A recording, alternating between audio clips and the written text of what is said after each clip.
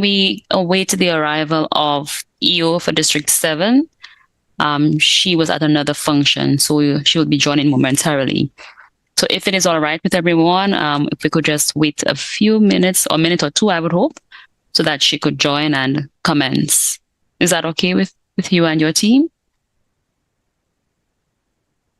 Yes, it is. We're Okay. here. Thank you. Yes, that's fine. That's fine. Yes, I was just on a call with her. Thank you. Mhm.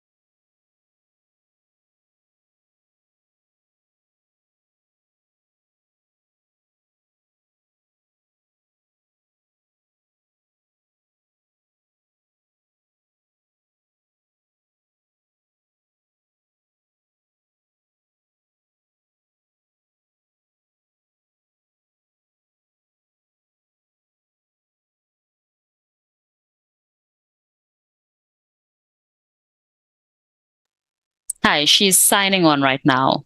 Apologies.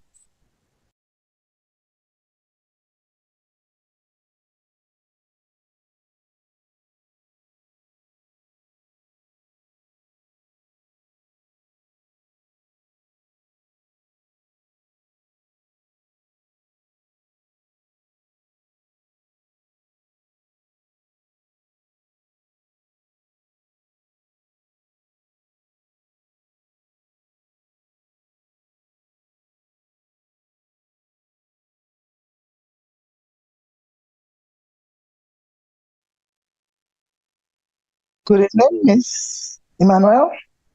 Are you? Hi, Miss. Good evening. Yes, we are all here. Okay, thanks. Good evening, everyone, and welcome to our consultation on special education needs in St. Lucia. This evening, we are meeting to discuss the policy document to guide special education in St. Lucia. For those of us who are working directly with children in the schools, we would have a deeper appreciation for special education at this time in our education sector.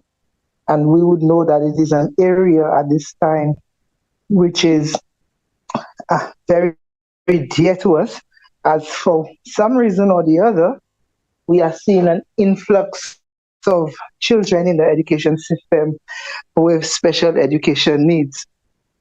And so whatever decisions we take on what would guide the processes on how we deal and manage them would be very crucial at this time.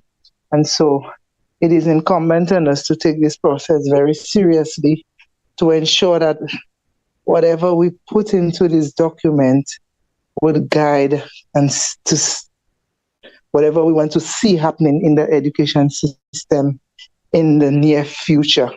And so I'm hoping that this discourse this evening would be open and honest and frank, and persons would make some valuable contributions on the way forward for special education in St. Lucia. So welcome to this discourse, and let us hear how people have interpreted the information presented in the various documents. So thank you, Ms. Emmanuel, and sorry about the delay. Oh, you are most welcome, Miss. Thank you. We understand the demands upon you as an education officer for such a large district. Without further ado, we pass on to the consultants. We have with us the Joint Board of Teacher Education, the consultant team who are executing the development of a special needs education policy for St. Lucia. The key consultants, we have Dr. Dion Edwards-Kerr, Dr. June Spencer Hernandez, and Ms. Kathy Depredine. Dr. Kerr? Good afternoon, everyone. Good afternoon. Thank you for joining us. We are quite delighted. This is our fourth consultation, and so far I can say that we've had some insightful conversations with the people of St. Lucia, and we're grateful that you've taken the time to join us. Now, I want to start with an outline just to give you a sense of where we're going. So the presentation is in two parts. The first part provides the background to the policy, what underpins it. And the second part focuses on the specific policy goals and some of the strategic actions, particularly the key strategic actions that will need to be implemented in order to make this real. And what's important is that we take this seriously. It requires a shift in how we think about the children, how we think about the system, how we access the system. But nevertheless, what is important is the expected outcome, that we will have an education system that reaches all our children. And I said all our children because they belong to the region, and so they're all our children. Okay, so our starting point was the objectives of the terms of reference that was given to us, and this should give you an idea of what our remit was. Now, St. Lucia's overall objective is really to improve the public education system, to transform the system and to make it responsive. And that word responsive to the needs of all learners, and to importantly align the system to the requirements of the 21st century labor market. So our job was to develop this gender sensitive policy and strategy on behalf of the government of St. Lucia with respect to providing the best options for educating children with special needs in the least restrictive environment. Now, my colleague Joan will elaborate on what is meant by the least restrictive environment. She is really the special education guru. And you'll see why when she begins to talk about the policy goals.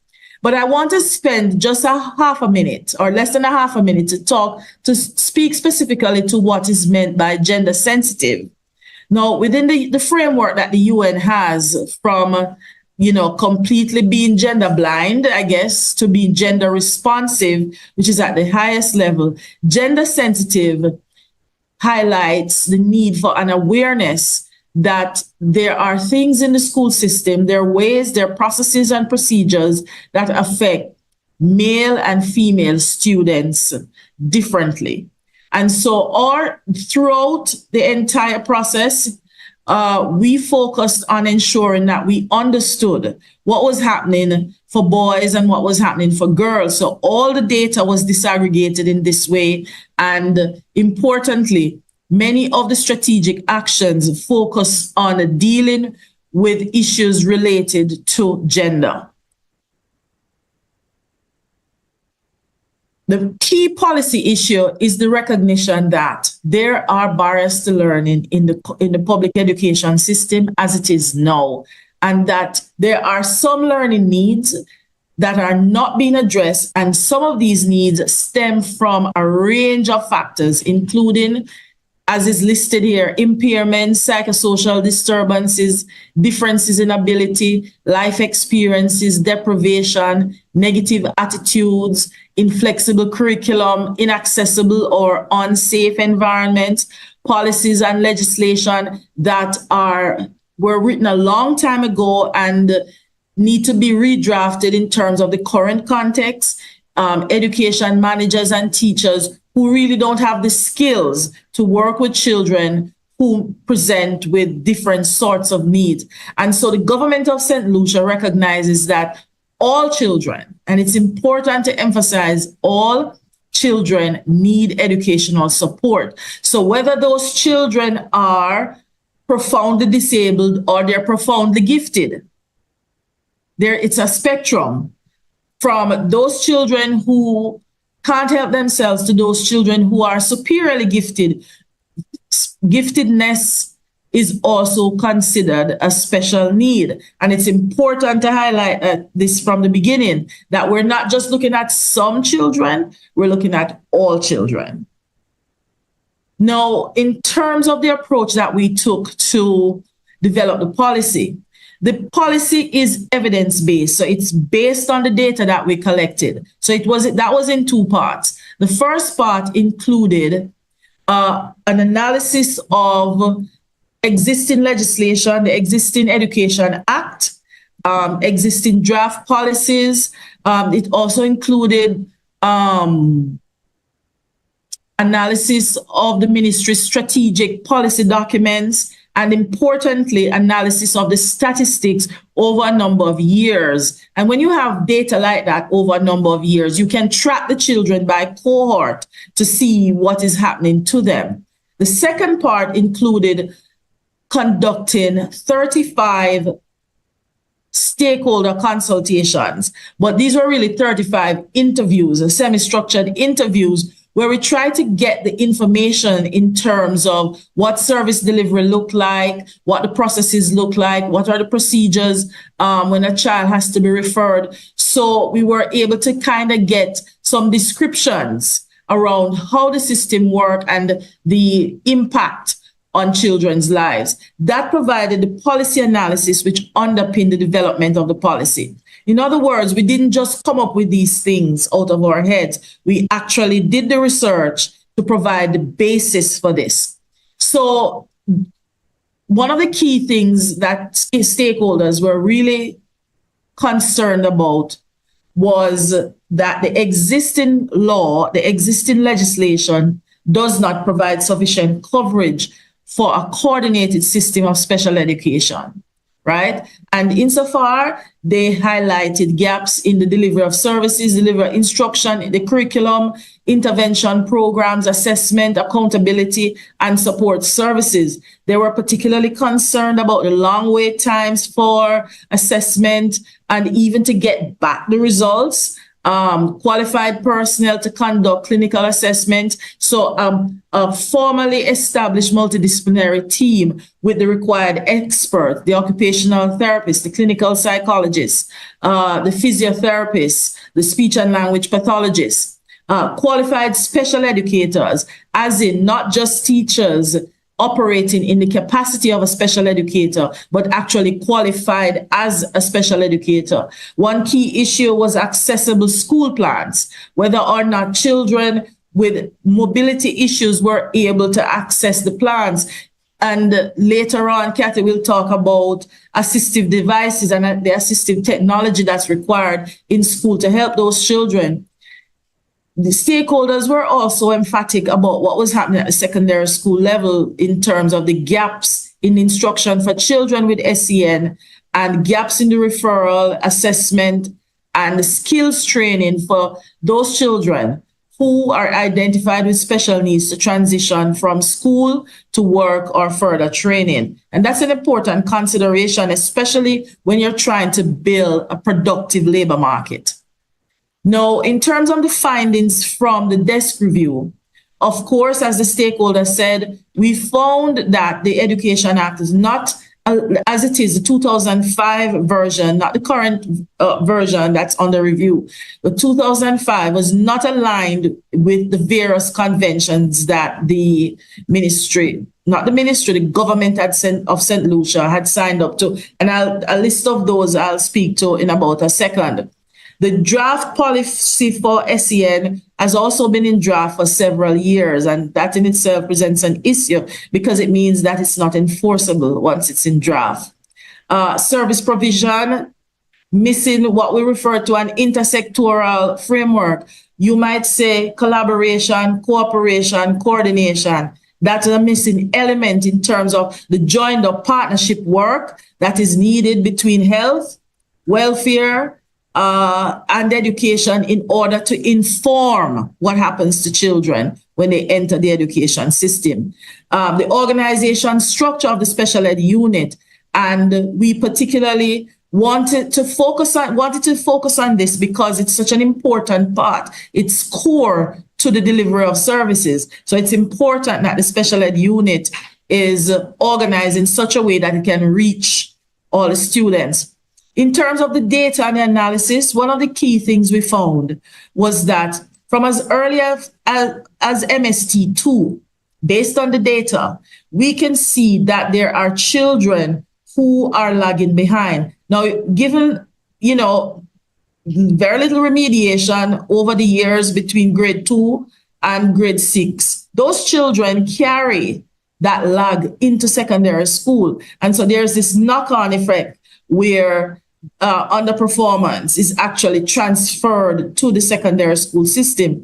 We also found that 78% of all the repetition in primary school took place at grades K, grade 1 and 3, and 82% of dropouts at the secondary level at forms 4 and 5. We're not saying all these children are special ed. We're saying that there are conditions, there are circumstances that have led to this kind of pattern. I spoke earlier about the conventions that the ministry signed up to, and we want to draw your attention to the Convention on the Rights of the Child.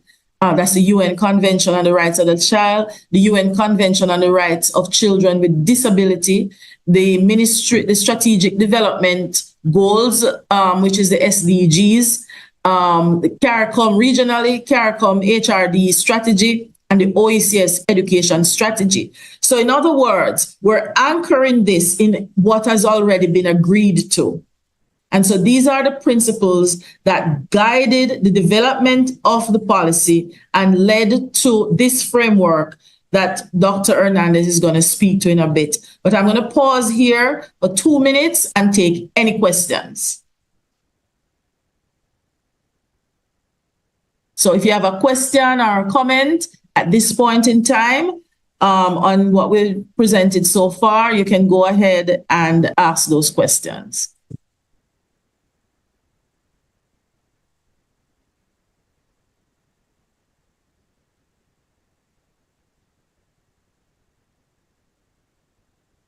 No questions? Nothing in the chat? Okay, so we're going to move on, and Dr. Hernandez, Joan Spencer Hernandez, will take over from here. Good evening, all, and welcome. My colleague, Dr. Diane Edwards-Kerr, she is a measurement specialist at the University of the West Indies, and she is a researcher of no mean order. I'm a senior lecturer. I'm Dr. Joan Spencer Hernandez, as she mentioned, and I am the manager of the Joint Board of Teacher Education, and also, as I said before, a senior lecturer with responsibility for special education. So both of us are based at Mona campus, and we have online also one of your very own, Dr. Kathy Depperdine. Kathy, go ahead before I start. Introduce yourself. Thank you so much, Dr. Hernandez. Good evening, everyone. As indicated, I am Kathy Depperdine. I am attached to the Sir Arthur Lewis Community College, where I serve as the head of the Modern Language Learning Unit and a teacher educator who is very, very passionate about the capacity building of teachers in particular, And of course, I engage in a lot of educational research, particularly that which affects policy development. I am very happy to be here, and I look forward to a very spirited discussion this evening. Thanks, Doc. Thank you. Okay, so we're going to go ahead now and share with you what this policy is going to look like. I'm going to do 3 of them, and Kathy is going to do the other 3 in terms of the 6 policy components that will enable the achievement of the overall policy goal. So what is the overall policy goal? That inclusion is system-wide, and learners with special education needs and disabilities have access to high-quality, appropriate education to meet their individual needs. Now, what do we mean by SEND? Yes, we're familiar with disabilities in that we know that there are some learners who have specific learning disabilities. So they may be dyslexic in that they have difficulty learning to read, and they may have difficulty learning mathematical concepts and so on, but they have normal intelligence, or even superior intelligence. We have those children who may be visually impaired, blind, deaf, hearing impaired. We have physically challenged children. We have children with autism. We have children who may have emotional disturbances and so on. So we know those categories, roughly 14 of them. But when it comes to special education needs, there are some children who are functioning well below age and grade expectancy level for various reasons, and we can't leave them out. They are vulnerable. They have challenges, and Dion mentioned some of the challenges they may have. So they may have attendance problems, behavior problems. They may have attendance may be due to their circumstances in that they may be below the poverty level, and so they may not have the funds to come to school every day. They may live in remote rural settings where they don't have access to services and so on. So where they live, the language they speak, their first language may very well be French Creole, and coming into the school system, expected to make the transition or to go between the 2 languages may have been a challenge for some of them. And as a result, they're presenting with some difficulties that we have to attend to. And as Dion already mentioned, we also have the gifted and talented learner who has special needs that must be addressed. We don't want them to stay with the curriculum as is designed for the average learner, and they are way ahead of themselves, and we don't attend to their needs, because what happens is that we may end up having more difficulties and behavior problems, attention issues, and so on, as a result of not meeting their needs. So they are part of this group. Now, at the center of this overall policy is access to quality, inclusive education. In order to achieve that, we have 6 policy components that we're looking at tonight. I'm going to start with the first one that I'll be talking about, which is identification, intervention, and placement.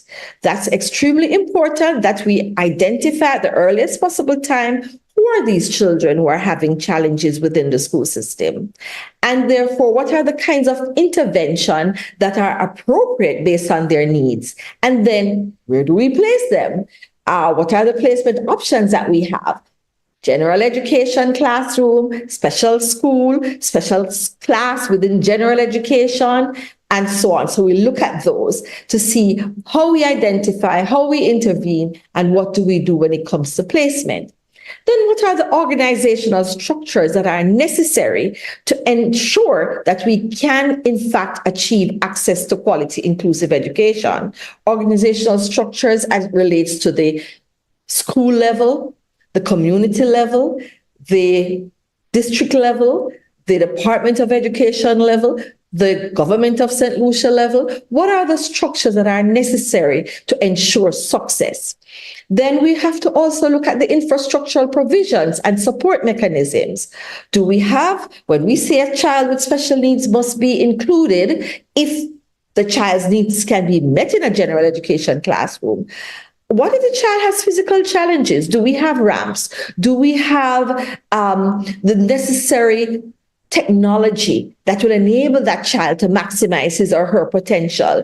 What are the support mechanisms necessary in the school to guarantee equity that that child can in fact perform to his potential or her potential?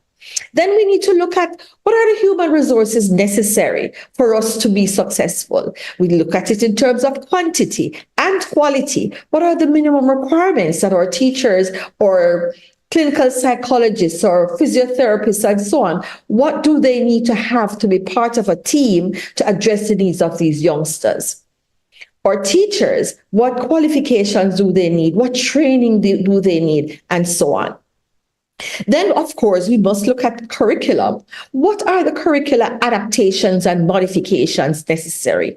The curriculum is typically designed for the average learner, straight down the middle. So you gain a year in a year, grade 1, grade 2, grade 3, and so on. But in reality, that doesn't happen that way.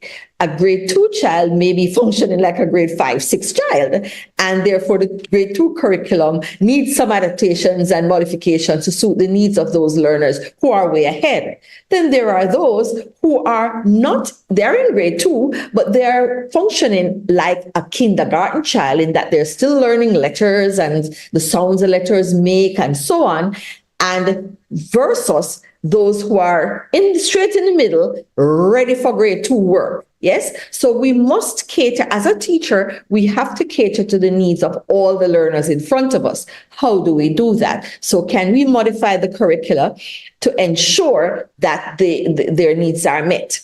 Then we have to talk about stakeholder involvement. This cannot be done by the government of St. Lucia alone. We are heavily dependent on parents being highly involved, the community, the international agencies or private sector, public organizations, non-government organizations.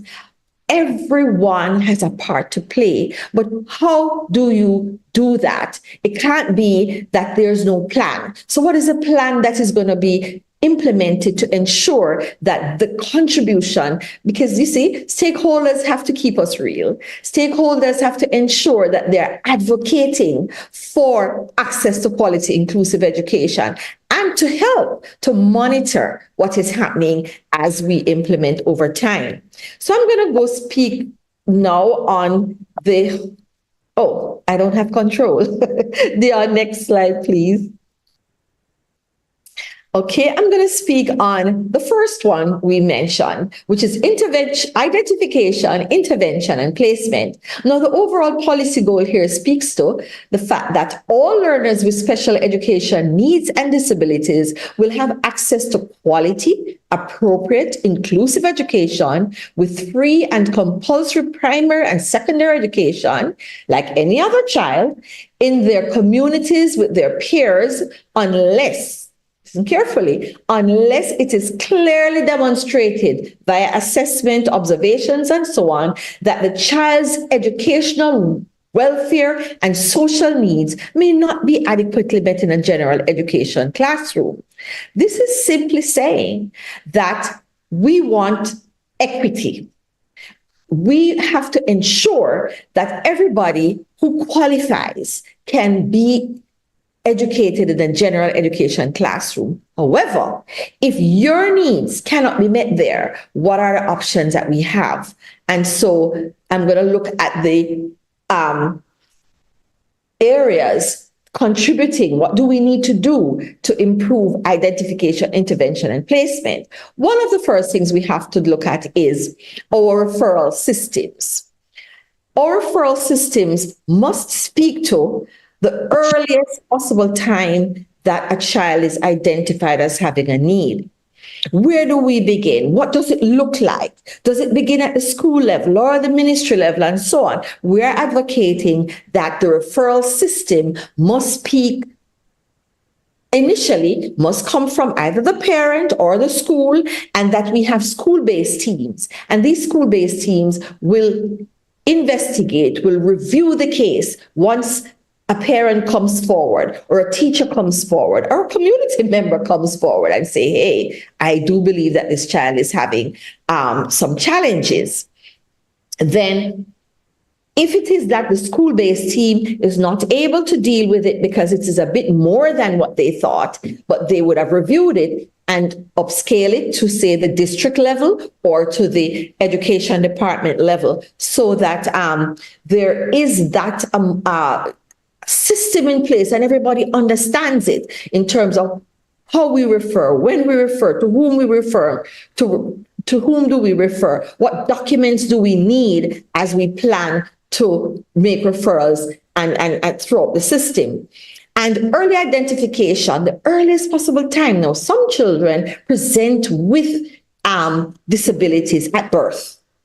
And therefore, the Ministry of Health knows this. We may not know that in education. So again, that's another issue that we're going to tackle. But many children don't show disabilities at birth. Yes? As they develop, we might figure out that this child is not seeing very well or not hearing very well, or you're 5, you're 6 now, and your letters and your letter sounds and so on. They're little indicators that may be telling us that, wow, you might be having a little challenge. How early can we begin? But then again, some may go all the way up to high school, seeming quite normal, adjusting well, and then suddenly in grade 7 or grade 8 or grade 9, a problem emerges. The problem could be that that child might have been in an accident and has some effects from that. The child may be suffering from verbal, physical, or sexual abuse and is responding to that abuse, and therefore may be excessively rude or disruptive and so on suddenly, or may have just withdrawn into self, crying easily, not participating in school, not doing the work, and this is not the person that we know. So there are things that can happen down the line, but the very first time that this is noticed, we're saying a system must be in place to address those needs at the earliest possible time that these needs present themselves. We also need to look at culturally relevant and standardized assessment instruments that give our children a fair chance to show what they can and cannot do. We don't want items that are discriminating against our children in the region, and in particular St. Lucian children, as we're speaking about St. Lucia here. So we need to examine the instruments that we're using to make sure that they're culturally relevant and, as much as is possible, standardized for use in our cultural contexts. Then we have placement in the least restrictive or most enabling environment. That speaks to the fact that once we know what is happening to the child, once we have diagnosed what the challenges may be and what the barriers to learning are, we want to put that child in the best possible environment to grow and develop. Now, the least restrictive environment really speaks to a general education classroom where the child is with his or her peers, within the same community that they live, and not way out someplace gone to as another type of school. However, if it is deemed by the multidisciplinary team who assess this child that this child deserves for now to be placed in a special school, then that is a part of the different offerings that we must have. So the special school is there for those children who must attend a special school. Sometimes it might actually be temporary and they can be reintegrated, but oftentimes they may have to be there for their complete educational journey. Then some children are actually in hospitals for an extended period of time. They still have to get their education going. Others, teenage mothers or younger than teenage mothers, might be in a special setting where their education has to be continued. And youngsters who are placed in places of safety, who may have committed a crime and so on, they still have to be educated. So whichever environment that they're in, what is the appropriate way to assist them to develop their maximum and become productive citizens of St. Lucia. Then we have intervention program development. What does that look like based on the needs of the child is very important. We talk about an individualized education plan, IEP, based on what our findings are.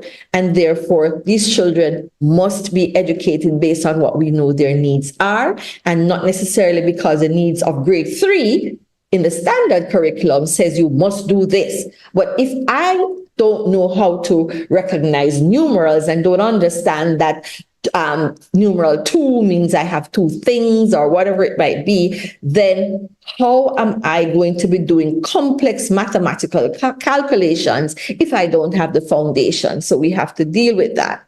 Then there's the whole matter of transition across phases and levels of education. When you leave preschool, you're a little baby and you have sleeping time, you have circle time, math time, all these wonderful things that are going to be taken from you once you hit kindergarten. Once you hit grades 1, 2, and 3, you're going to be expected to sit still in a chair for X amount of hours while the teacher does what he or she is supposed to do. How do we help you to make that transition? And then just when you think you're getting comfortable, it's time to head over to secondary school, and that is another can be traumatic, because here you go from one nice little lady or gentleman working with you all day, understanding you, and you are now in a setting where a teacher comes in for 45 minutes or an hour and she's out again or he's out again, and did you get it or did you not get it? That kind of transitional process. And then you're no longer with your peers, usually from your school that you were going to all these years in primary. So high school is now a melting pot. Am I prepared for that? Outside of the getting a particular grade and going to a school that I like or I wanted to attend or not? What happens for me in terms of helping me to make that transition? So we have to put systems in place to ensure that these areas are dealt with. Okay. Any questions, concerns, issues, re-identification, intervention, and placement? I think I spot 2 here in the chat. Ms. Haynes says, very valid point made. What are the support mechanisms that exist? Sadly, not much. The idea of a teacher aide needs to be given serious consideration. The future projection should have this as a feature. Now, when we spoke with our teachers or principals or parents and so on in the 35 consultation meetings that we had with over 100, and so a lot of persons, over 100, we were able to identify that there are concerns that some children may in fact need what some people refer to as a shadow or a teacher's aide to be there while the child makes that transition. So there are several things that we've heard you, we've included in our recommendations, so that those children who are going to be in general ed, certain services must be there to ensure that their needs can be met, and also, quite important, that the needs of other children in that setting must also be met. Yes? I'm going to go with COMBI rather than the first name. Considerations must be made to various aides, instructional aid, behavior modification aid, counselors, and social workers. You are quite correct. And these are some of the recommendations that have been made. And I don't think that is going to happen all in the first year. So they have to have a plan to build that out over time within at least, say, a 3-year period where they start to implement your government, the lower hanging fruits, the things that can be done right away versus those that they have to budget for and ensure that there are line items in the budget and, they can manage to do it over time. But a commitment has to be made to say, yes, these are some of the things that we must have. Risa Joseph, if a child has to be out at hospital for treatment for a few months, how will this be handled?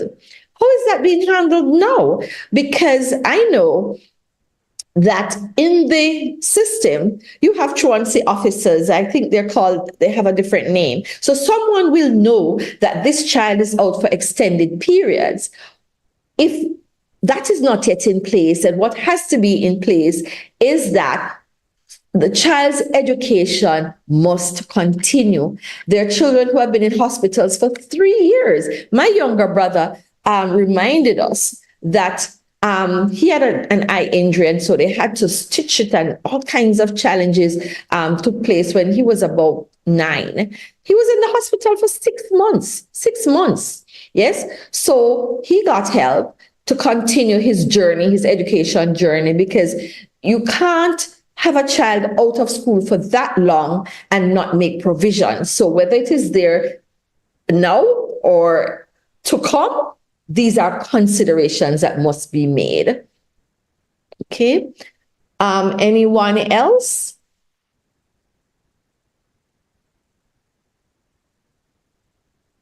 Okay, Dion, you may go on to the next.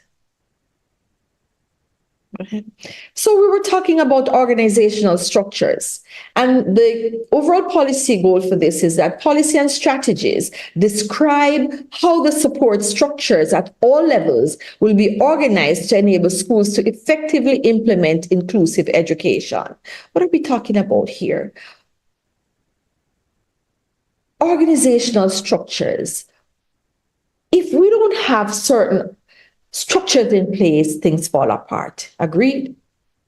We need to ensure that the financing is there, that the monitoring and evaluation of the goals and targets set and so on, that you are able to account for what is happening in the system as we begin to roll out different aspects of it. So although there is an overall budget for education, what are the line items that must be there to speak to assisted devices, retrofitting schools to ensure that ramps are there, etc., material, teacher training, what is the budget like to ensure that there's in-service training going on and so on.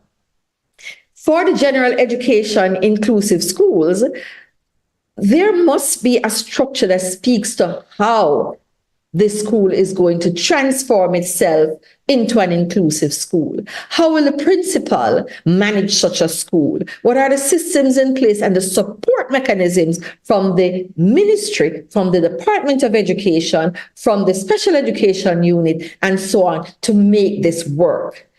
Post-secondary education, what are the structures to be in place so that once these children transition out of secondary ed, what's next for them? What structures will be in place to ensure that the journey continues? Our special schools that are existing right now, they have the minority of special needs children with special needs in their schools. Most of our children who have special needs are included by default, some not identified, but they're there. So our special schools now have their own challenges. The curriculum, how relevant is it to the needs of the learners that they have in front of them? So we have to make sure that's appropriate also. What are the physical challenges? What are the barriers to learning that may in fact exist in some of our special schools? So our special schools must also be treated in the same way that we're looking at how to fix, how to enable our general education schools to be able to deal with access and quality education for the children placed there. So there are also inclusive units. So some units may actually be in a general education school. And so you have a special class there. So the children are still able to interact with their age equivalent peers while they're there. And that also has value. Yes, a child may not be able to be fully included in a regular general education classroom, but may actually be there in a special class receiving intervention, but can interact with his or her peers in PE and other activities that are taking place in the school. So there is that integration, not just segregation into a special class at all times. Then we need to look at the ministries of education, health, and where social welfare is, gender, justice, because some of our children get into trouble. How do we treat with them? And so on. Now, the Ministry of Health has data that we need, and sometimes it's hugged up because of confidentiality issues and so on. What can we do to ensure that we're sharing? We are ensuring that we know we have the history on the child rather than to go all over again. Social welfare may actually be helping those children who come from very poor families. So how do we work together in the best interest of this particular child? What structures, what interministerial organization or committee and so on can be made available to ensure that we get our act together and we're acting in the best interest of our children? Any questions, reorganizational structures?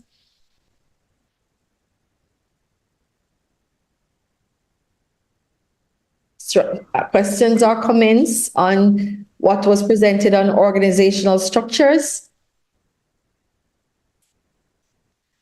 Okay, I'm not seeing anything in the chat, so we can go ahead. You will have your turn again, so I hope you're taking notes. And some persons prefer to just go with everything and then comment, so make sure you have your notes. So my final discussion with you today has to do with curricular adaptations and modifications. What do we do with this curriculum that we have in front of us? The policy goal says the chief education officer will institute programs promoting equity, very important, and quality inclusive education that will ensure that the varying needs of learners will be facilitated through curricular accommodations, modifications, and adaptations, and adaptive and assistive technology, which will allow all children to optimize their potential. Now, that's a mouthful. What we're saying here is that we know that the curriculum as it is doesn't speak to every learner in the classroom. And St. Lucia has led the way in the region.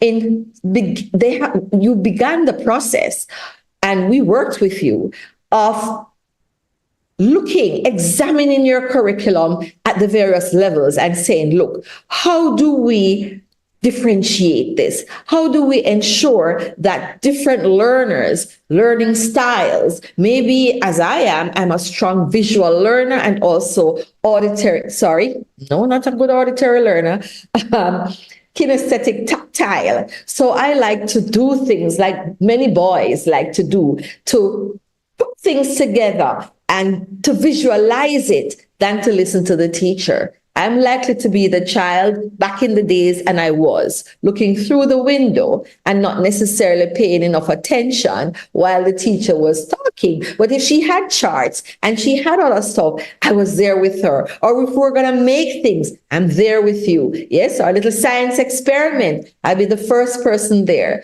So how are we ensuring that different learning styles are being facilitated? So we need to look at the kindergarten through to Form 5 national curricula and make the adjustments. We need to look at our pre-service teacher training programs. So at Sir Arthur Lewis, what is happening to teacher training programs there? Are all of our teachers graduating and are able, based on the program they've been through, to address the needs of all learners in their classroom? Do they have courses that speak to children with learning challenges? Do they have courses that introduce them to gifted and talented children so they know the spectrum of learners that they're going to face in their classroom? Because they're not going to come out and graduate and go into a classroom and see everybody functioning at the same level and ready for my grade level work that I'm doing. It's not going to happen. So how well do we prepare them for the realities of the classroom? Then those teachers who are already out there, what kind of in-service teacher training programs are necessary? They are getting some training programs now, but they have said to us they need more. They need more. And because it's a small team of persons delivering the in-service teacher training programs, then the education department has to look at how do we expand this? How do we include more persons to be able to deliver the in-service teacher training programs? Then we have to look at universal design for learning. Are we meeting the needs of all learners? It's all wrapped up into differentiated instruction, response to intervention. What kind of intervention am I going to do in response to your needs? Yes? So that's what is happening. And we're talking about typically in a classroom, 3 groups of learners, usually.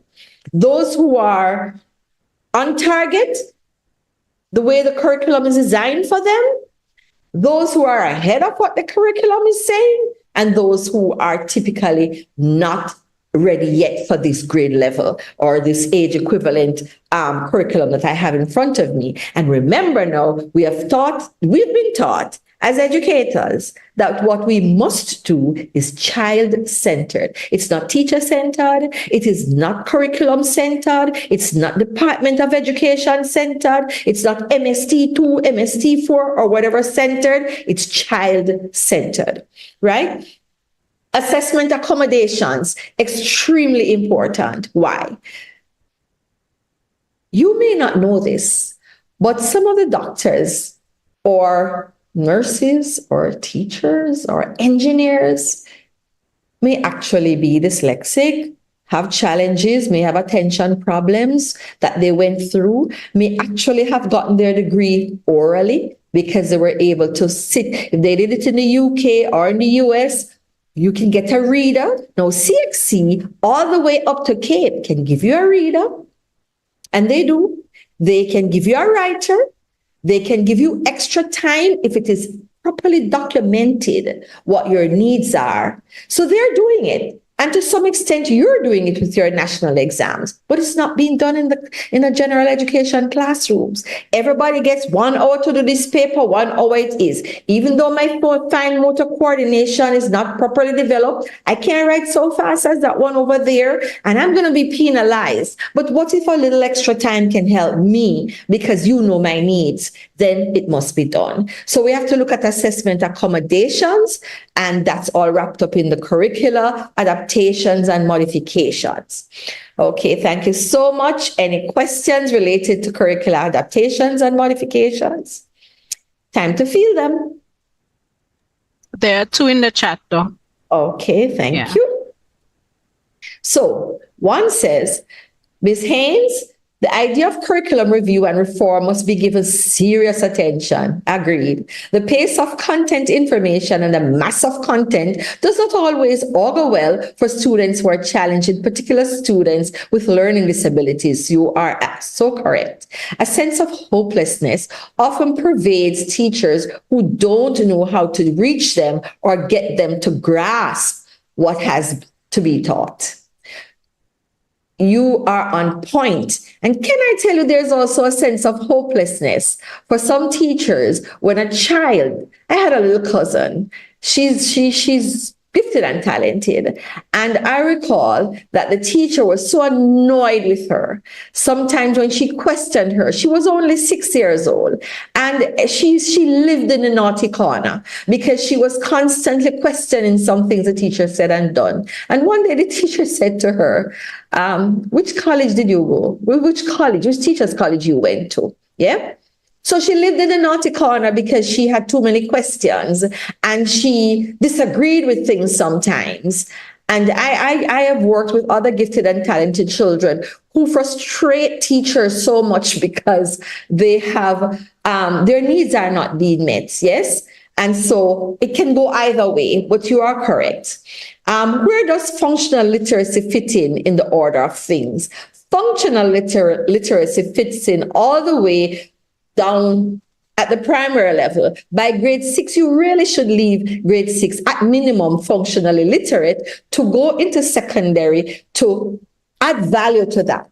But some children don't leave primary functionally literate. So we have to continue the journey in the secondary school by recognizing that whatever the challenge was back in the days when you were in primary, we're not blaming now, we're looking at because maybe your attendance was so poor. Maybe you had health issues. Maybe you have emotional and behavioral problems. Maybe you were just so challenged in a particular school that did not care enough. We have those to ensure that everybody leaves in a particular condition. And because checks and balances are not necessarily at their best throughout the region, a school could sit for year upon year upon year upon year producing children who may not be functionally literate, who are having challenges. And we can't simply say it's a family thing or it's a community thing, whatever it is that we're blaming. We are supposed to intervene and ensure that more of our children are getting to that place. Because if you leave secondary functionally literate, you will be able to access training and development and job readiness skills. So extremely important in the scheme of things. But it begins at primary, and one can go back to, say, early childhood, generally speaking. Any other questions, concerns, issues?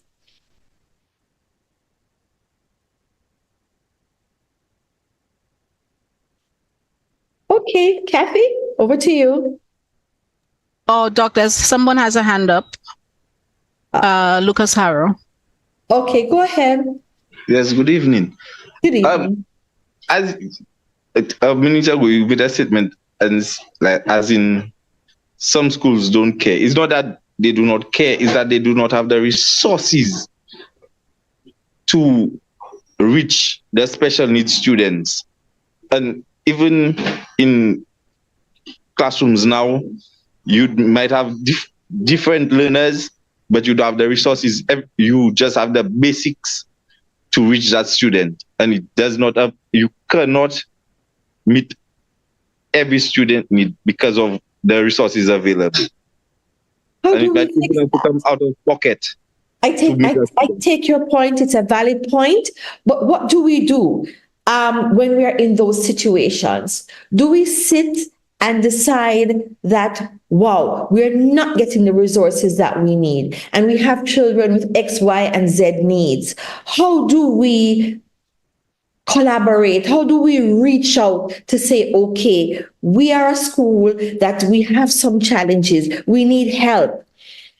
For example, in Jamaica, where I am from, we have what is called a national inspectorate. So they come to our schools and they inspect what is happening, and they will say, based on these findings, the school needs a lot of help, and they're struggling, and some of them have even been labeled failing schools.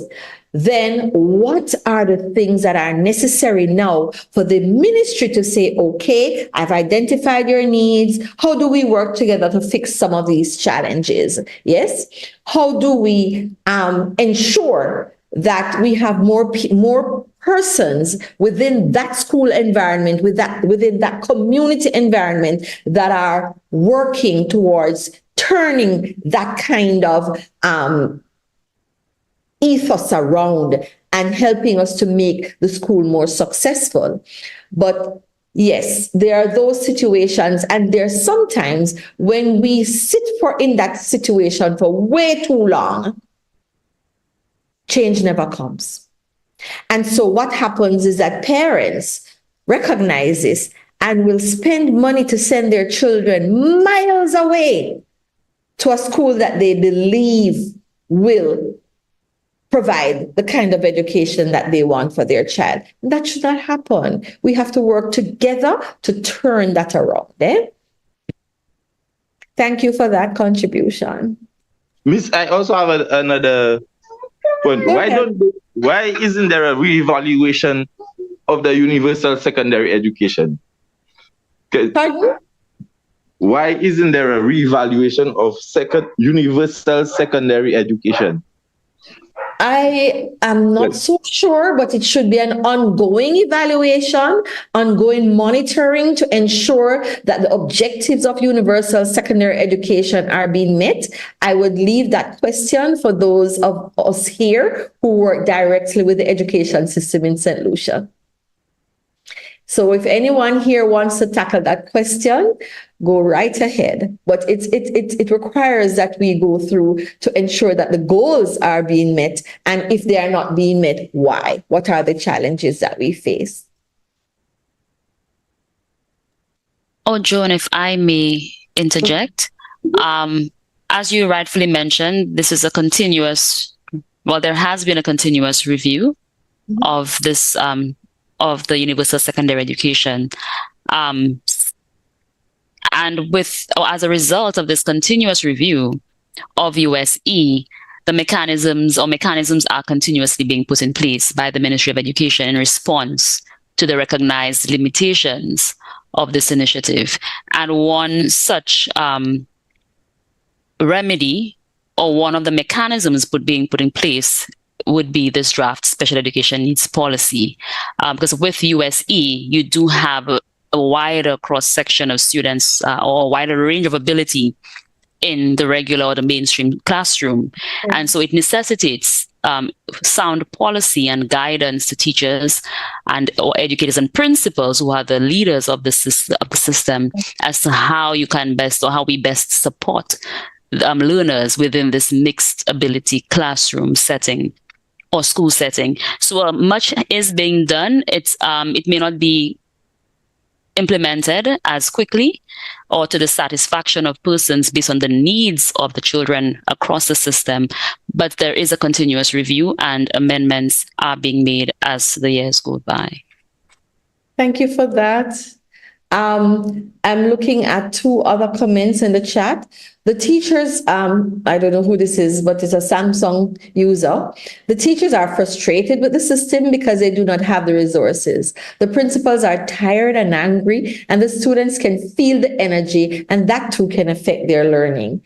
Absolutely correct. So when we get to that point of frustration, we need to get the level of support. We don't just throw up our hands. We don't transfer it to the children so that they know that we too are frustrated, and the principals, are, as you say here, tired and angry. I'm sure there are some that are not really angry, but there may be those who figure that they're not getting enough support and have become angry. But we must, as Caribbean people, we need to sit at the table and talk about what are the things that are making us angry, tired, frustrated, and so on, and try with collaboration to get things going so we don't feel that level of frustration, and get the children and the parents involved in all of this. Secondly, when a child comes to school seeing the principal always angry, not approachable, that can scare the child. Of course it can. It can scare the parents. It can scare the teachers, the other members of staff, and so on. So we need to manage our anger in a way that there are positive outcomes, and you're given a job to do. So that job, if there are barriers in your way, you must be able to sit. You have an association too. You must be able to sit at the table and discuss some of these challenges. And what I find too with some principals, there are some schools that are getting it right for whatever reason, and there are some schools that are having challenges. We as educators don't share enough, we don't talk enough, we don't look at some of the things that are being implemented in initiatives in other schools that may very well work in ours if we try it also. We sometimes are bogged down by all the negative things happening around us that we don't necessarily see how we can come out of this kind of existence. So I'm encouraging those of us here who may be feeling angry, who may be frustrated and so on, to start thinking about how you can contribute to make things better and support the initiatives I know the Education Act is being reviewed. There are other initiatives on the ground. There is this. So we really, really need to bond together to get things going. Thank you for those comments. And I would like to invite Kathy to go ahead, right? Thank you so much, Joan. You'd have to, can we go back, please, Dion? Have we done infrastructural? Right. Okay, thanks so much. We continue here looking at the areas of focus, intended areas of focus of the policy. And one such area is that of infrastructural provisions and the support mechanisms.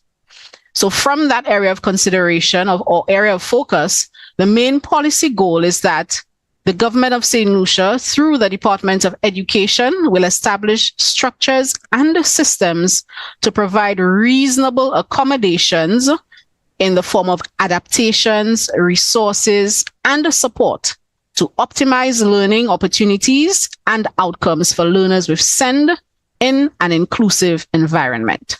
So, in order for those in order for there to be reasonable accommodations, what are those structures and systems? What are those considerations? So for instance, we are recommending, or the policy rather recommends, that there be a focus on accessible classrooms and accessible buildings. And when you speak of accessible classrooms and buildings, what exactly do you mean? What exactly should be the focus here? So for instance, that would take into account if you're going to make, or if the intention is to make a building or a classroom accessible, what aspects of that building will be the focus for that sort of transformation. Once that is decided upon, considerations such as the inclusion of ramps, so that those learners with physical disabilities would be catered for. So apart from ramps, the provision of handrails, the widening of doorways for those learners who need wheelchair access. That even includes accessible toilets, accessible toilet facilities, okay? Estimates for all of those modifications. So all of those together would be considered in order to make buildings and classrooms more accessible. When we speak of visual support systems, we're looking at visual and auditory support systems. That here, the focus here would be on ensuring, for instance, that learners who have visual impairments are catered for. So for instance, that would happen through adaptations, such as including braille signage, perhaps changing the internal lighting that is in certain schools, just so those needs, those visual and auditory needs of learners are in fact taken care of. We also speak of accessible learning materials. So for sure, if a child needs, if a child has to be provided, I'll go to adaptive technologies first.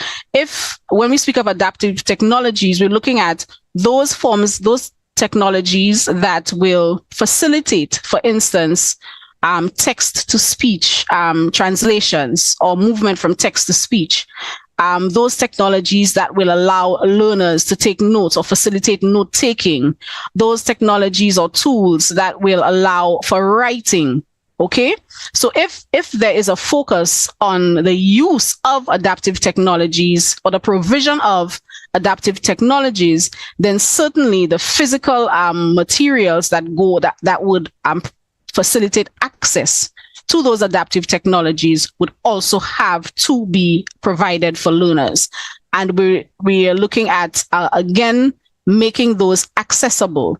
Remember that the focus is on ensuring that the goals of instruction are met, that the learner succeeds, that a learner being identified as a SEND learner does not mean that learner shouldn't succeed. As a matter of fact, the point of the identification is to ensure that the learner succeeds. And for that to happen, the policy will recommend that there needs to be accessible learning materials at all times for all learners. Another consideration is that of inclusive playgrounds. Again, looking at infrastructural support, it is important for learners not only to benefit from the academic aspect of schooling. It is not only important for learners to be able to sit exams and to pass and to get requisite qualifications, but we're looking at the social aspect of going through the school system. And if we are, our aim is to develop, the whole being, the entire person, the ideal St. Lucian citizen, and by extension, the ideal Caribbean citizen, then all aspects of developing that ideal citizen need to be catered to. So for sure, the social development of the learners are important. So there shouldn't the policy would encourage the access, the fact that all of the learners, no matter what their needs are, would have access to those playgrounds. When we speak of multiple means of communication, of course, that also has to be a consideration. So specifically in special schools, for example, we're looking at the provision of alternative scripts, signage or sign language, improving the acoustics, especially for hearing impaired learners, ensuring that, the learning environment is one that is conducive to the attainment of the learning goals and learning objectives. Do you have any comments or questions?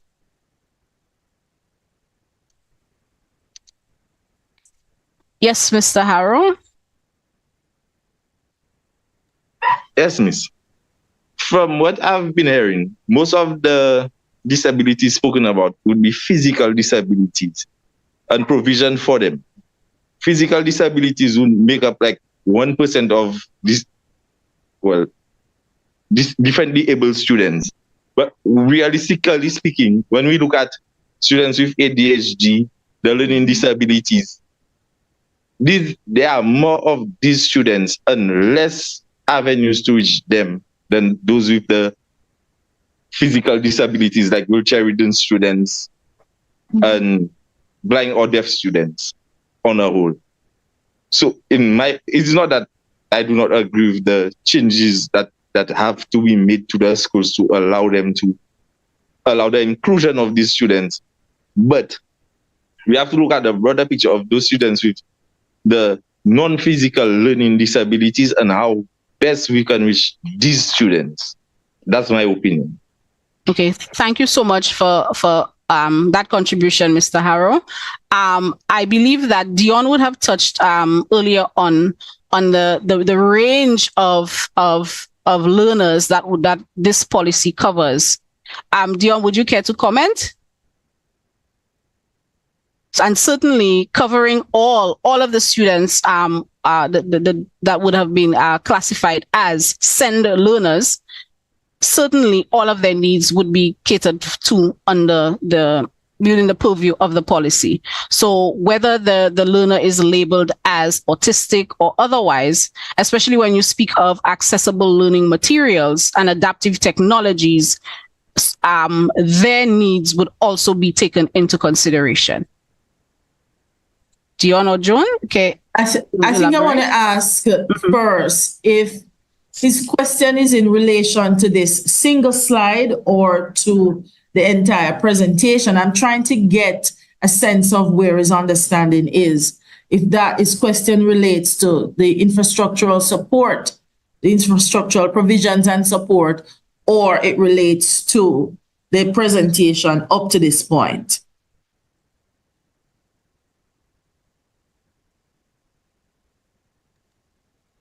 Miss, my thinking is we're looking at the physical infrastructure support for students, but it's not all schools that have differently able students in them, physically able students in them.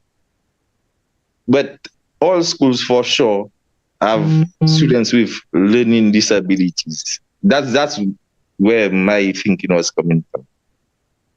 Okay, well, if you notice that this component is only one aspect. We've already spoken about the different types of placements, the different types of curriculum adaptations and modifications required for children who may have some kind of learning difficulty or some in the classroom, whether that could be, stemming from something in their living conditions or it's an intellectual problem, that they're within the policy, this being only a component of the policy, addresses all the entire spectrum of children, from those who are profoundly disabled to those who are gifted and talented. So you'll notice that we speak to SEND, special education needs and disability, to make the distinction between disabilities and special education needs. So it's important that we understand that there is a spectrum of children, and there are children who have mobility issues, there are children who have visual and auditory impairments, that accessible learning materials are available to those children also who have intellectual challenges, as well as those children who also have visual impairment.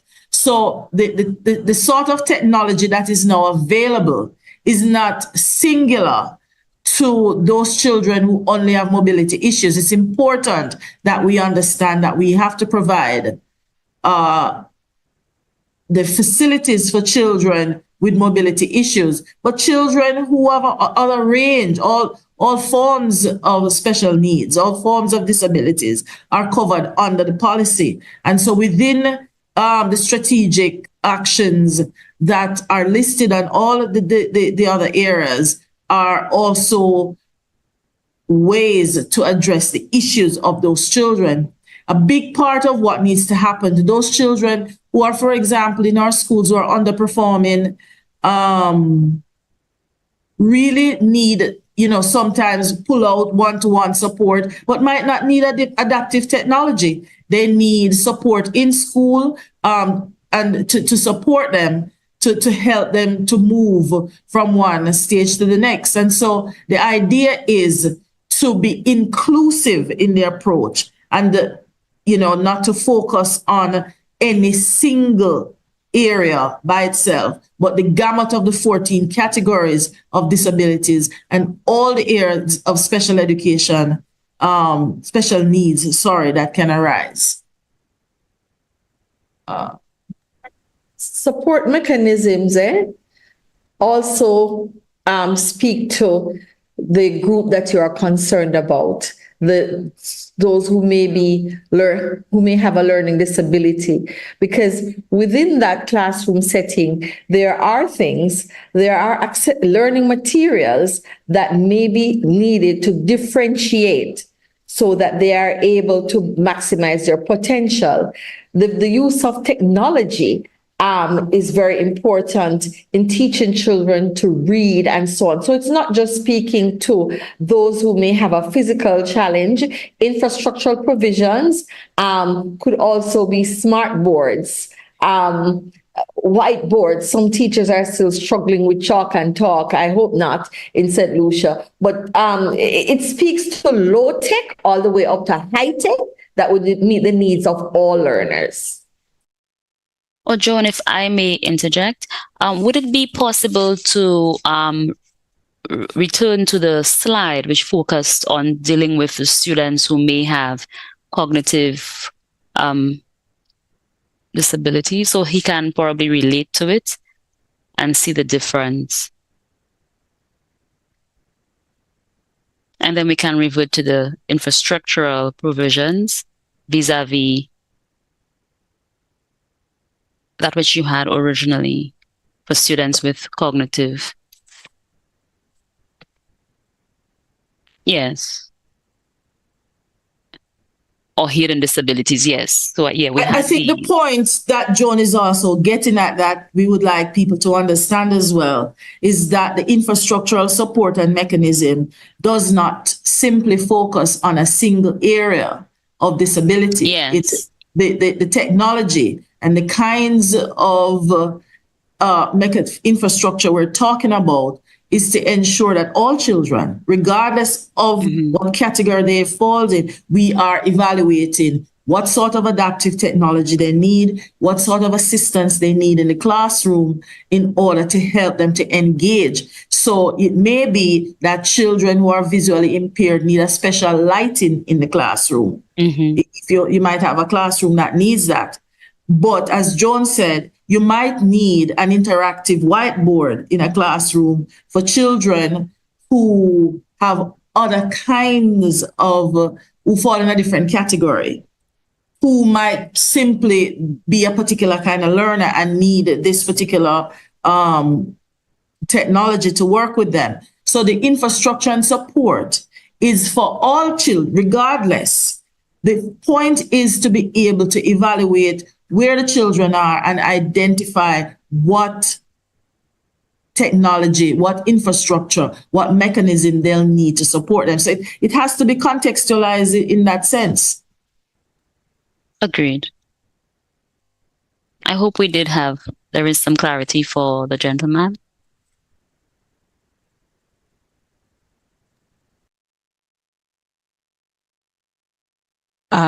Thank you, ladies. There's another question here from Ms. Haynes. I know we're running down to 7:30, but there's another question here from Ms. Haynes. I sometimes think we pay lip service to special education in a world where children are being diagnosed, specifically exposure to ongoing stroke in-service training, I believe is lacking at this time. We do agree, and that was an important finding from the consultations.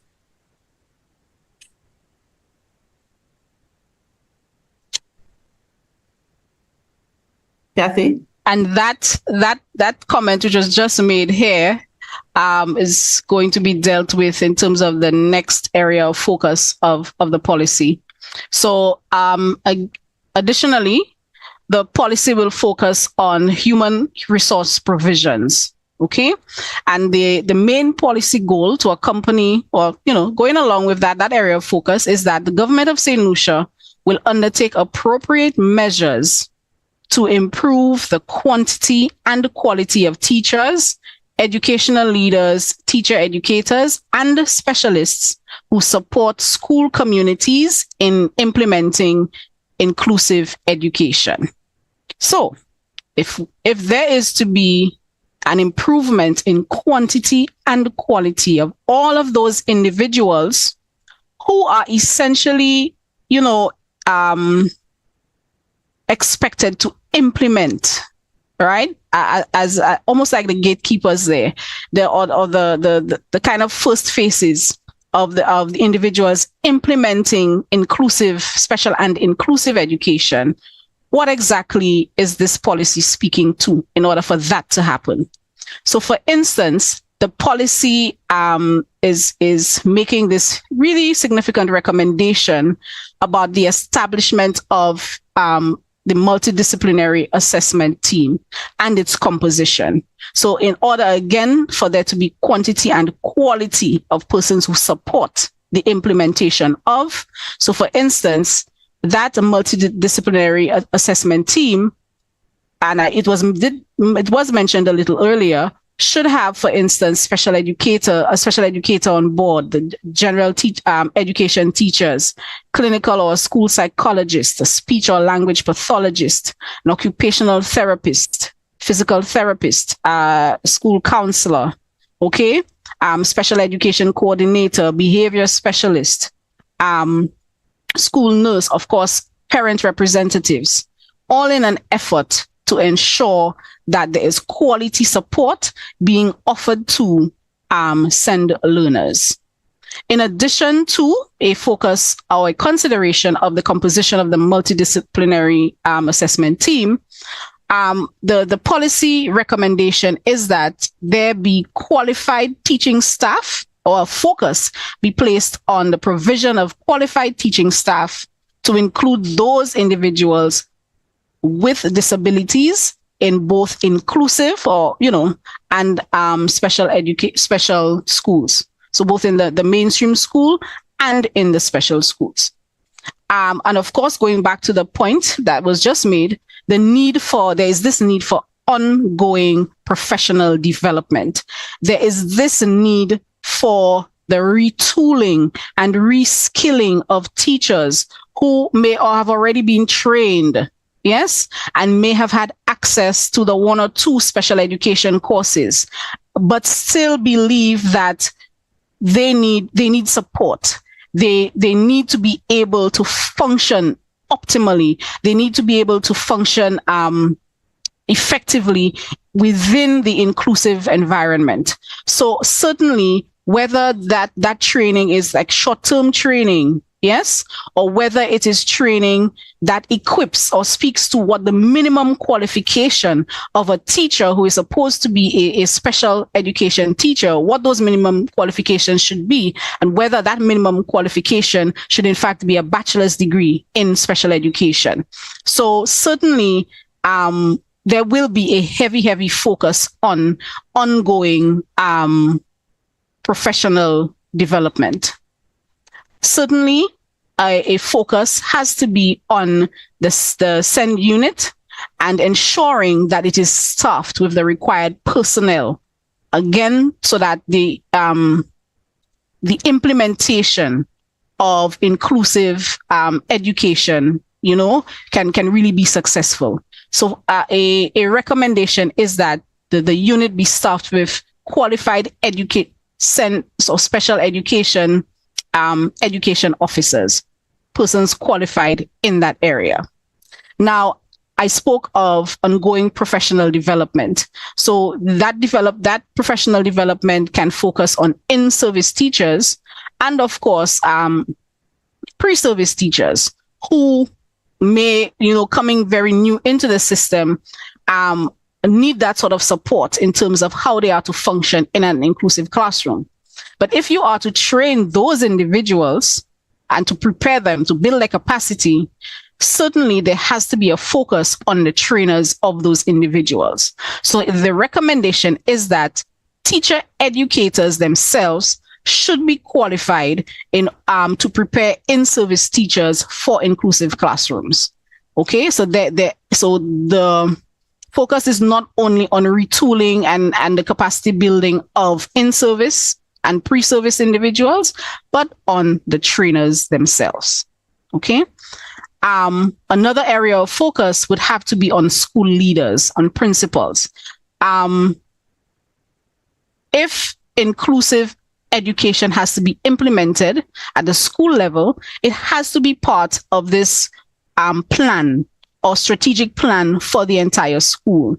So certainly, school leaders and maybe curriculum officers also would have to be trained on how to manage the implementation of inclusive education as part of perhaps a wider change management approach to developing and overseeing instruction at their various schools.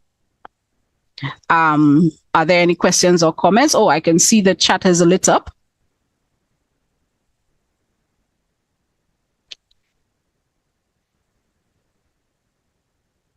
I'm just going through.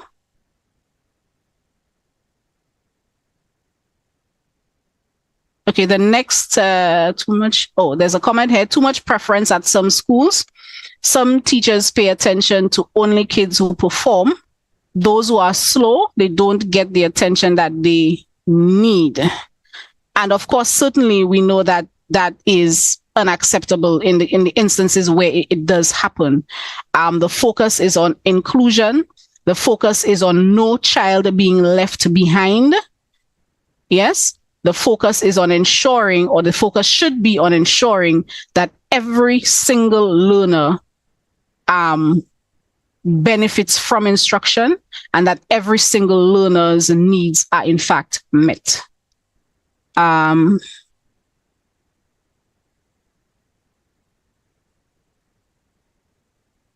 not seeing another. Oh, we need more speech therapists, especially one at Superior. Yes, you're quite right. We have Yes. a raised hand, but it says Samsung SM. I'm not sure who that person is. Okay, I just want to, from a parent's point of view, right? Mhm. All we hear is inclusion. It's inclusion, inclusion, inclusion, inclusion. Is there inclusion at special education school, or would you consider special education school has inclusion? Please repeat. Yeah. Okay, Sorry, I didn't hear the last part.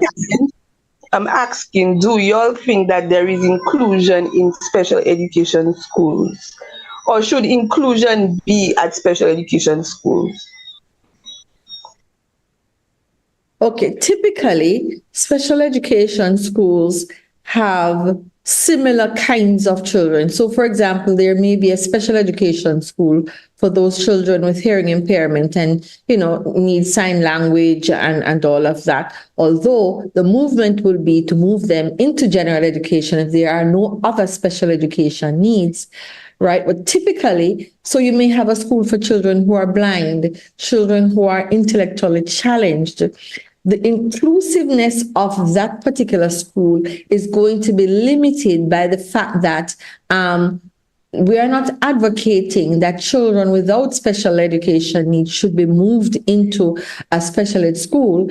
The special ed school is going to still exist to take care of the needs of those children who must be there based on their diagnosis and their presenting problems. It is hoped that the vast majority of children will be placed in inclusive settings in a general education schools, but the special needs schools still must exist for those children who may have to be transitioned via that route or may actually have to continue their program until post-secondary settings and so on for various reasons. So it's not really an inclusive school in that it caters to the needs of all learners. It is special by the virtue of the fact that it is offering a specialized program for a group of children who, at this point in time, based on their diagnosis, have to be in a special school.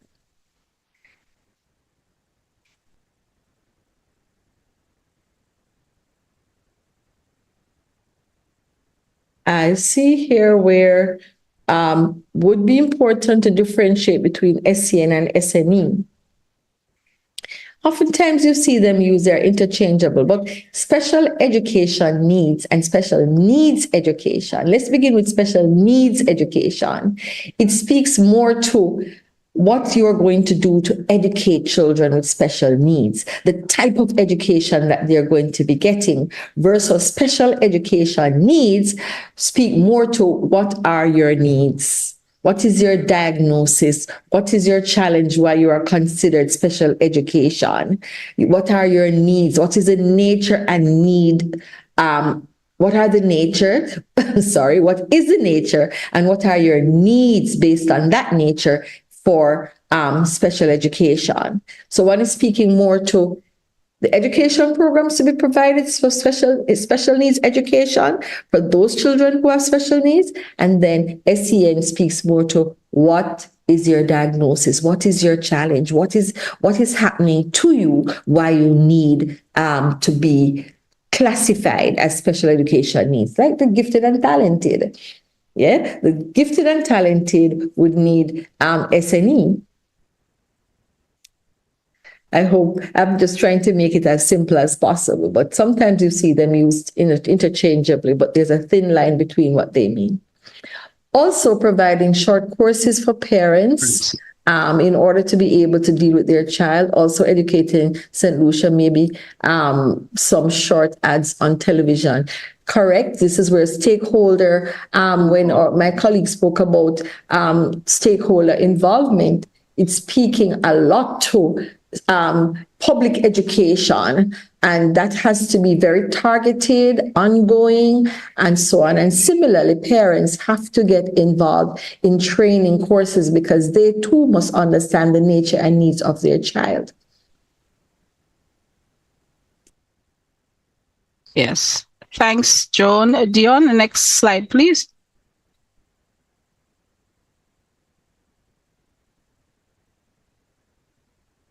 Okay. So the final consideration is that of stakeholder involvement.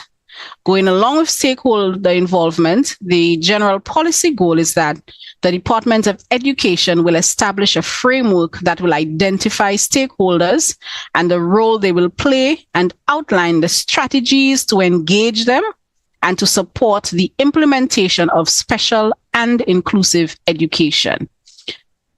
In terms of those stakeholders, clearly a critical stakeholder would be the parents and guardians. And that's kind of a link to the last comment that was just made there. When we look at parents and guardians and the roles that their role in the whole implementation of special and inclusive education, we're looking at getting parents to understand their role in terms of the process of referral, their role in terms of the assessment when their children or wards are being assessed, when interventions are being planned for their children or wards, when their children or wards are being placed, okay, and any other decision that has to be made regarding the welfare of children or wards. So, for instance, there in getting parents to understand their roles, certainly there would need to be those sort of short training opportunities or workshops for parents, so that sort of sensitization is ensured. Okay. Apart from parents and or guardians, understanding their roles, certainly another key stakeholder here or group of stakeholders would be the ministries of education, health, and social welfare. And of course, gender, justice, or any other ministry that deals with the welfare of children, dealing with the welfare of youngsters who would have special education needs or need to be considered in that regard. These roles would have to be clearly defined, clearly mapped out, so that there's this synergy that Dr. Jones spoke about earlier on, this sort of collaboration between those entities, all in an effort to ensure that the learners receive the best care that will help them attain their educational goals. In addition to the ministries of education, certainly international organizations and non-profit and non-governmental organizations would have to understand what their roles are. So there would need to be that sort of general sensitization, awareness campaigns, just to get those groups to understand their role in terms of their, social responsibility and how they can contribute towards how they can support the implementation of special and inclusive education. When you look at those organizations also, perhaps some of them may be donor agencies. And now again, you look at what role or how can those agencies contribute toward the successful implementation of special and inclusive education. So the policy is speaking to really mapping out what their specific functions would in fact be. Okay, we were looking at how those organizations also could support the ongoing collection of relevant data that would support the implementation of inclusive and special education, and perhaps the whole monitoring of the system. Okay, so that whatever decisions are made continue to be data driven and grounded in research and in what the data says. Of course, the contribution of the school and home communities cannot be underscored enough, okay? Because of this sender learner has to function within a school and a home, a community environment. So clearly the policy will have to be very, very specific in terms of what is the role of the school and what is the role of the general community from which that child hails.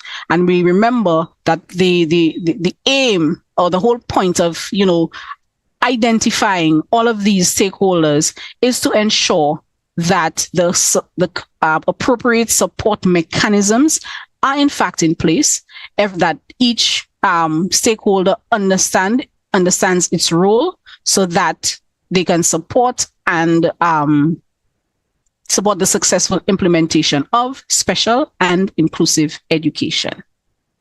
So are there any comments or questions on stakeholder involvement?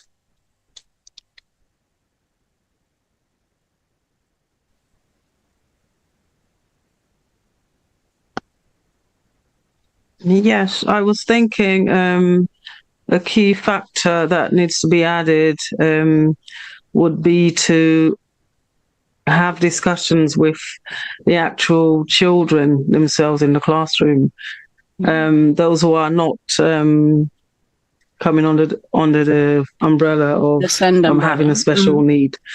Yeah, so what we do want is, if our child or whosoever is diagnosed with a condition, when they're just placed in a classroom, that could be quite daunting for them. So it's important that we prepare the rest of the classroom to ensure that the child who's been put in the middle of everything is not being victimized or stigmatized, in a way that there's something wrong with them. You understand?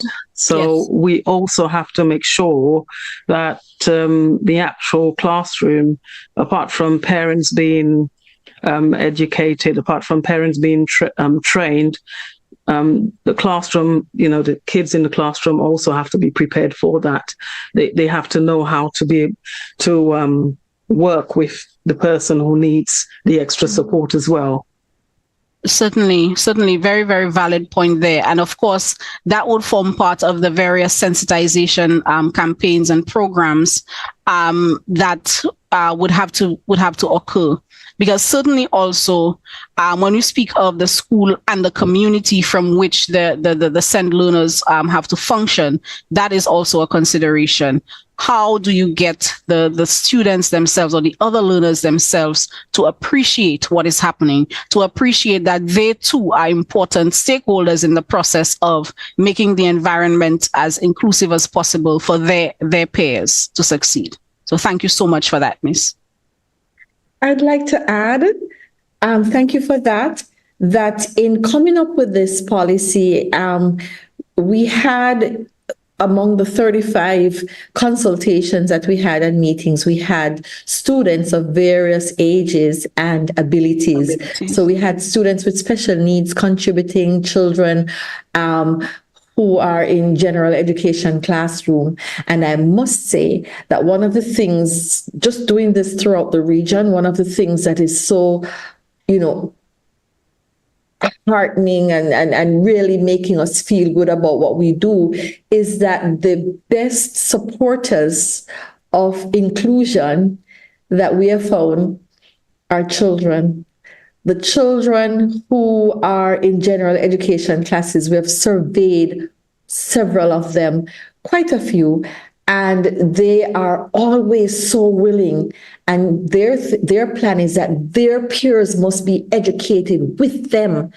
And they speak, when we had them online and they express themselves, it was just amazing the way in which they thought that they had much to share and to learn from the others, and they wanted them educated with them rather than segregated. That was a common cry among students at various levels. We had primary children and we had secondary children expressing their views, and it was really, really heartwarming to see and to listen to how they led the way when it comes to inclusion.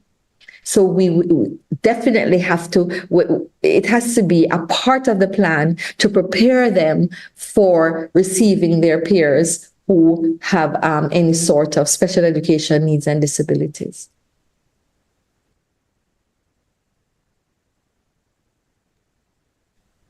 Thanks, Joan. There are some other comments here in the chat.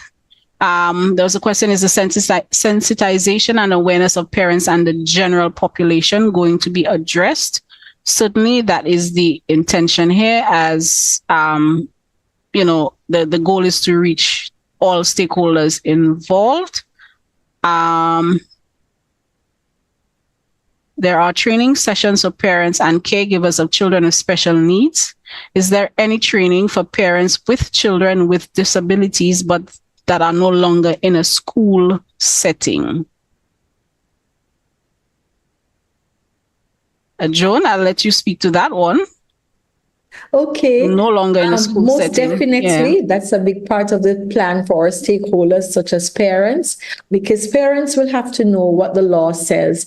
They have the right to appeal a decision, how far they can take it, what do they need to know in order to appeal or to support. So parents, the sensitization for parents and the general population is a big part of the plan. And the training session for parents, I know currently that is ongoing, but it has to be ramped up. As you have more children entering the system, we have to have greater parental support systems in place for them to be trained, for them to understand what it is that they should be doing at home to support this child. What is it that they should be doing even as advocates to ensure that the system is keeping it real and they're getting the services and resources necessary for their child's potential to be maximized. So caregivers, train, no longer. But what are parents with disabilities, with children with disabilities, but that are no longer in a school setting? So here I would love for someone from the Department of Education to address that, because we spoke about post-secondary. So the school setting goes up to secondary. So post-secondary would be training, job readiness, TVET programs, that kind of thing. So after secondary, we did have one of our slides that spoke to the fact that organizational structures must be in place to deal with post-secondary opportunities for youngsters who need that. Yes, so that's definitely a part of the plan. Why not use the money to upgrade the existing special education schools and make them up to standards so they do not have to feel like they're at the bottom or neglected? If we spend all the money that we have to upgrade existing special education schools, there is a challenge there in that if everything is placed there and nothing goes towards the inclusive education, St. Lucia, as you know, we have signed on to all kinds of documents that speak to the fact that we are going to go the route of inclusion. There is much to gain from inclusion, and so we have to spend and spread it around so that the schools become inclusive. Special ed schools are better able to deliver on those children who are placed there. But to say that they are not at the bottom or neglected. Some primary schools and some secondary schools may feel that very same way too. So the idea is to uplift and to upgrade all schools, whether you're a special school, a general education schools. There are similar concerns. When we had the special schools talking about their concerns and the general education schools talking about their concerns, in more ways than one, there were very similar concerns about human and physical resources, material resources, and so on. So it is about upgrading and uplifting all schools for all children, regardless of where they are placed.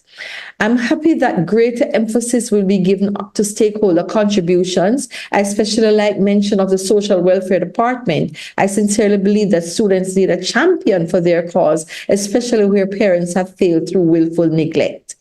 On point.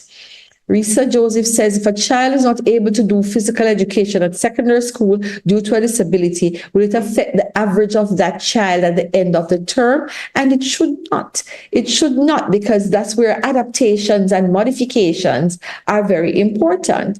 And physical education goes way beyond just going on the field and doing movements and so on. And if you're in a wheelchair or if you are physical, you know that they still have to do movements. They still have to do certain things. Otherwise, they're going to find themselves in difficulty over time by sitting in a wheelchair all day. So their physical education program has to be modified to meet their needs. And there is also the theoretical aspect of physical education that's being tested. So yes, we have to modify, adapt, and ensure that whatever it is that the children are put in an environment that will best meet their needs. And when we're assessing, we take that into consideration also. Thank you. There's a hand. Someone has a contribution to make. Go ahead. I just see Samsung. So kindly go ahead.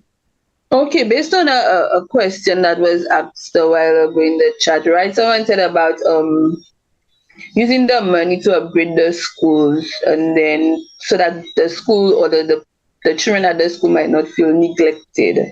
It is a neglection that we parents feel for our children because our school structure is not like others. So we as parents or the children might feel neglected based on these kinds of things because we see greater awareness or attention is being paid to the normal function in schools. But when you check, there's no attention given to the special education schools. Because most times we parents, we listen to the news or we watch the news, we read, we go on social media to see what's happening for special education schools, and there's nothing. So we as parents or our children feel neglected based on what they see and what they hear. So there is some form of neglection happening to special education schools. That's just my take.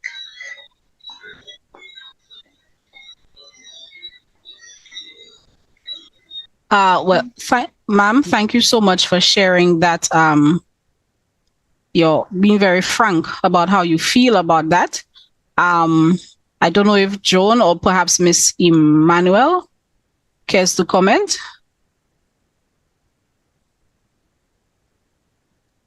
Well, the parents' statement, I do not think it is something that can be disputed. It is an unfortunate truth, if I should say, for want of better expression. In the past and over the years, the SEND sector has been marginalized. It is something the ministry has acknowledged, and the ministry is now seeking to respond and to address this gap through various mechanisms, training, capacity development for teachers, supports for parents, parent training programs as well have been undertaken. Investments in procurement of resources, assistive devices, and instructional resources for the SEND schools. We also have this policy that is being developed in order to really have things better streamlined and greater accountability within the system. And we have a range of other initiatives that are ongoing. So the ministry does recognize that there has been a gap. It is unfortunate, but the most important thing at this juncture, I believe, is certain steps are being taken to really respond to the parents, to respond to the students and the families impacted by this, by special education needs. Of course, the process may appear to be a little slow, and I'm sure that the Ministry of Education would definitely extend its apologies in this regard, but there is a considered effort to address the concerns and the frustrations of parents and families. There also has been construction designs for both the Nata School and the Viewford Special Education Needs Facility. In the future, there is consideration towards, of course, moving this into a construction phase, but we have formulated designs for those two schools. So a lot has been done, and a lot will continue to be done by the Ministry of Education. But sorry to cut you short, right? I love the way that you say it, right? But it's like all talk and no action. That's what we parents feel, right? Because we see things. It's like we read energy, just like our children, they vibe through energy. We vibe through Ministry of Education's energy. Mr. Segis is very good at what he does, not taking away from him. But I am a parent. I remember there was once I wanted to have a discussion with the Minister of Education, just so we parents can have a dialogue with him, so he can, give us insight or information as to what's going on for the special schools. To this day, nothing ever has happened. And I'm a firm believer, sometimes even if we write letters to them as parents wanting to have a dialogue or a discussion, by the time they see the subtitle, they will throw it away. But I just love how you say it. It's very interesting how you say it, but it's all talk and no action. It's just my take as a parent. But and I respect that fully. I understand your sentiments. I cannot at all walk in your shoes. So of course, I do respect your position on that. I can say the minister definitely has been briefed on this policy. He is very much interested in providing and enhancing for learners with SEN across the system. He has expressed that level of commitment, and by extension, the government of St. Lucia.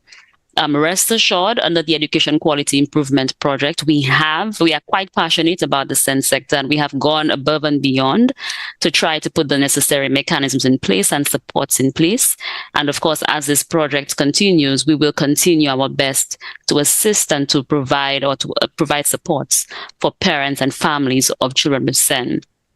I do recognize that this process is quite long, quite tedious, and of course, it may cause some dissatisfaction or continued dissatisfaction. But we are responding, and we do hope that in time that your concerns will have been remedied, and you will, of course, be in a better place and be better able to care for your child with SEN.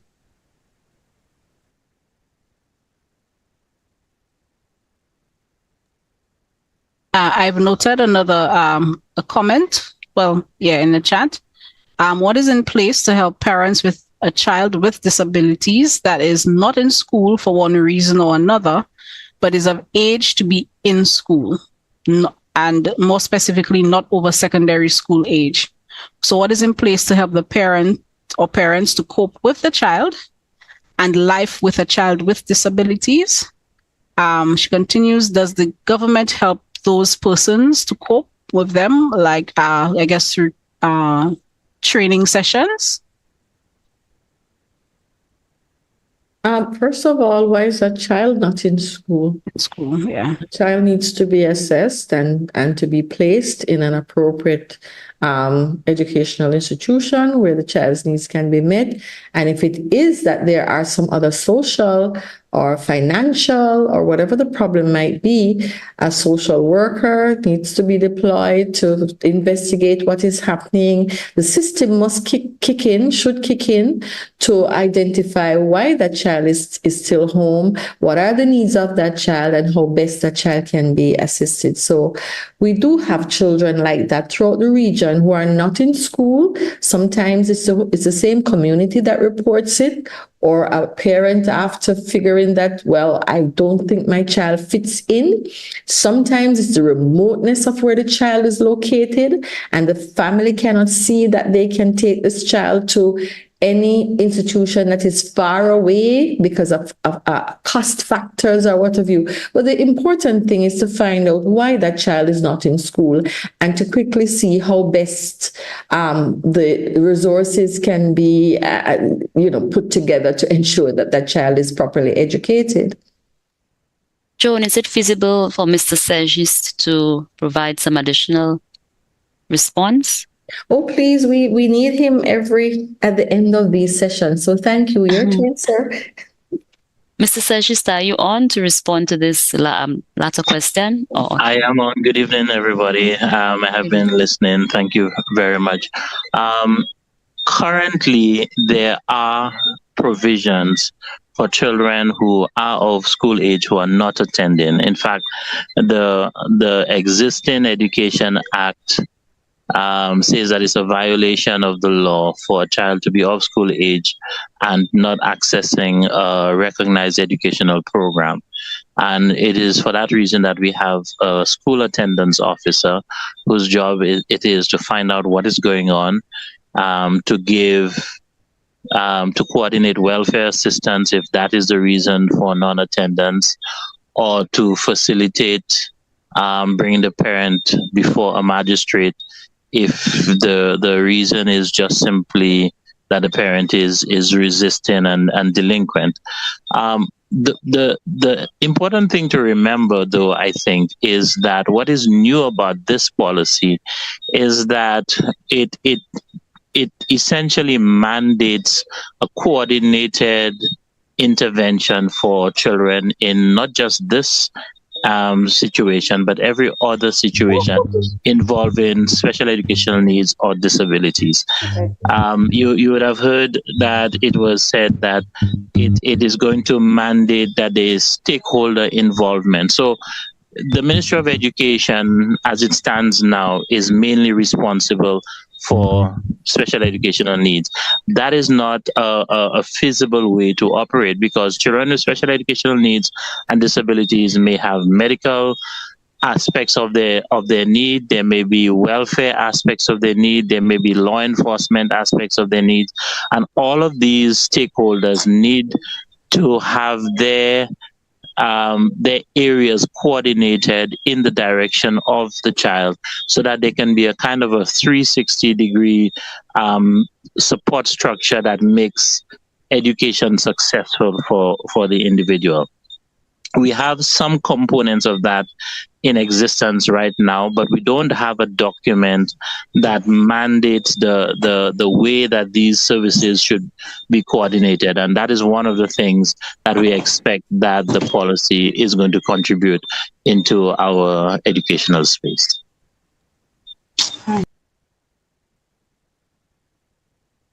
Thank you, Mr. Sergis. Joan, Dion, and team.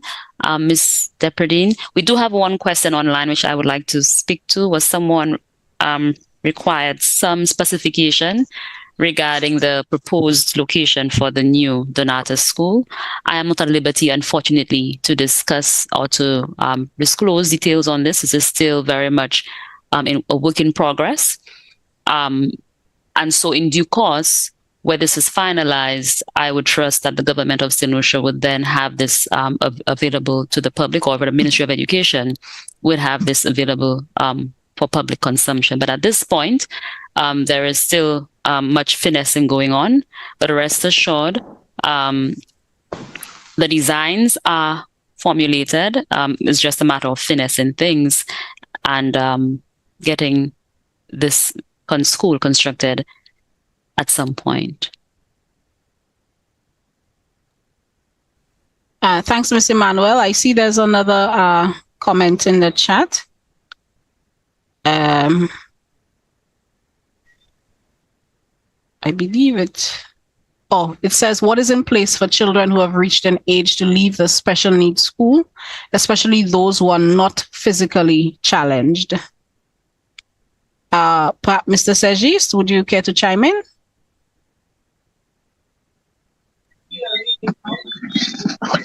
Again, I may sound like a broken record, but this is one of the reasons why I'm excited about this policy, because as it currently stands, there is no there's no documentation that gives guidance beyond the special school for children with special learners with special educational needs. We have no such a document. The one place that we have something written in black and white is the Education Act, and it speaks to the child who is in school or the individual who is in an institution. We are looking to the policy to give guidance not just for the educational experience within an institution, but we are also looking to the policy to give guidance towards transition beyond the special school. So wherever the child or the individual is expected to be moving on to, hopefully it will be a transition to work. There is guidance given in the policy requiring that there be transition officers and that process of going from school into the workplace be coordinated and guided. So we don't have it currently. We are looking to the policy to chart a way forward where that is concerned.